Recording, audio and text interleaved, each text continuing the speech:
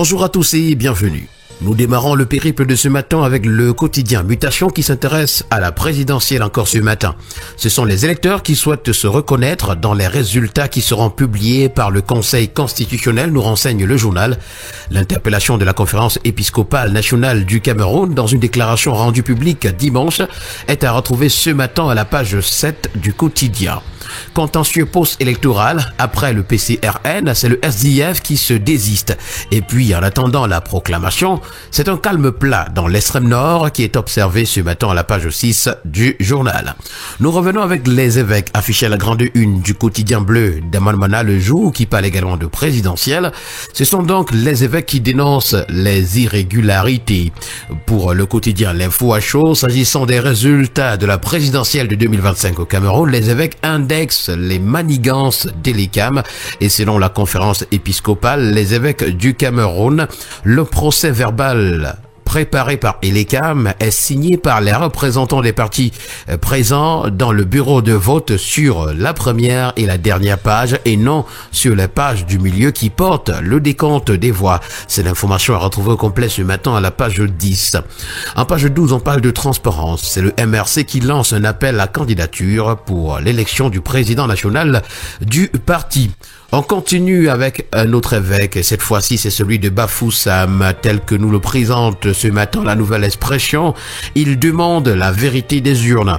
Dans une déclaration faite dimanche 19 octobre dernier, Monseigneur Paul Lontiquenet prévient sur les graves conséquences que pourrait entraîner l'obsession d'une conservation du pouvoir contraire à la volonté du peuple exprimée dans les urnes. C'est à retrouver ce matin à la page 6.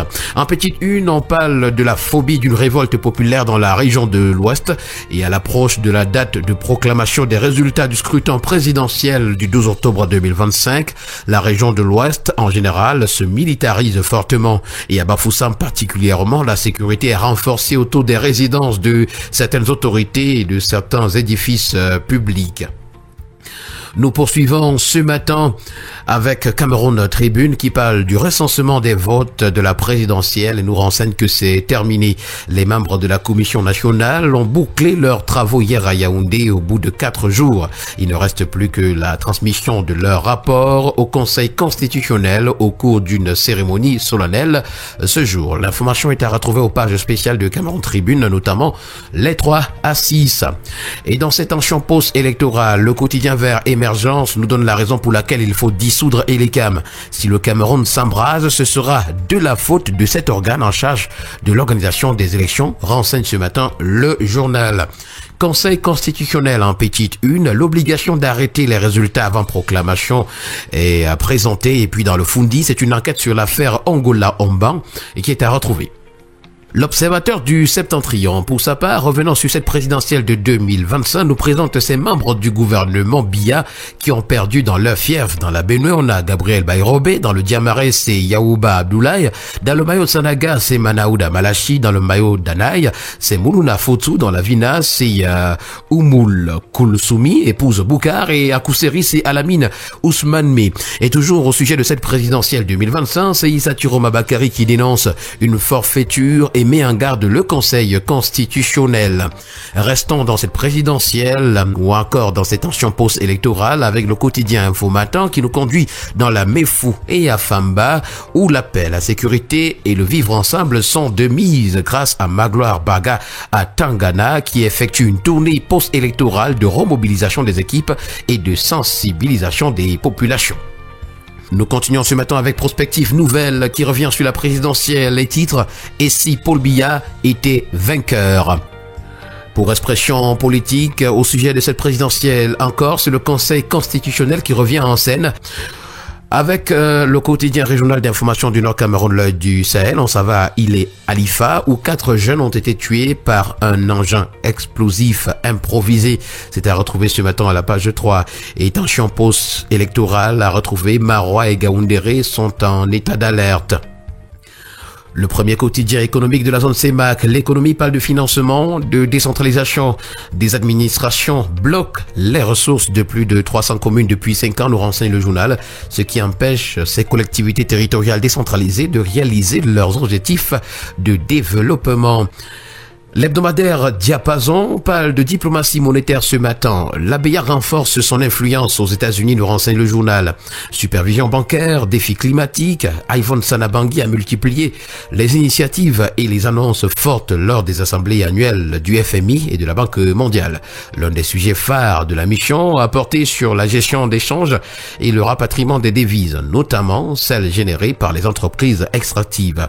Aussi, l'annonce de la tenue à Yaoundé en novembre prochain d'un symposium international sur les changements climatiques et la stabilité macroéconomique. Pour le quotidien Econews, on parle de Globelec qui est en quête de cession. Le fardeau de la dette met les actifs de Kribi et d'Ibamba en vente. C'est à retrouver ce matin à la page 8 du journal.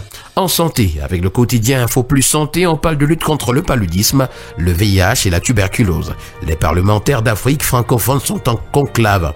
Réunis à Dakar au Sénégal du 21 au 22 octobre 2025, ces élus ont entre autres objectifs d'évaluer la charge de morbidité actuelle et du financement contre ces trois maladies, y compris le cancer.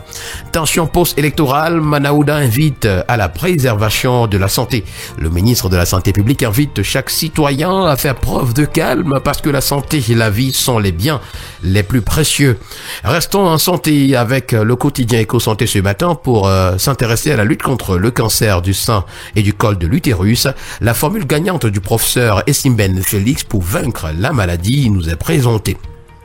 À la faculté de médecine et des sciences biomédicales de l'université de Garoua, c'est 65 thèses innovantes pour relever le défi sanitaire qui nous sont présentées ce matin. Et puis alimentation, plus de 2 millions de Camerounais sont en situation d'insécurité alimentaire telle que nous le renseigne ce matin le journal. Et voilà qui a permis de mettre un terme à cette sortie de la revue de la presse camerounaise. Merci à vous, mesdames et messieurs, et au plaisir de vous retrouver très prochainement pour une autre édition. Bonne journée à tous.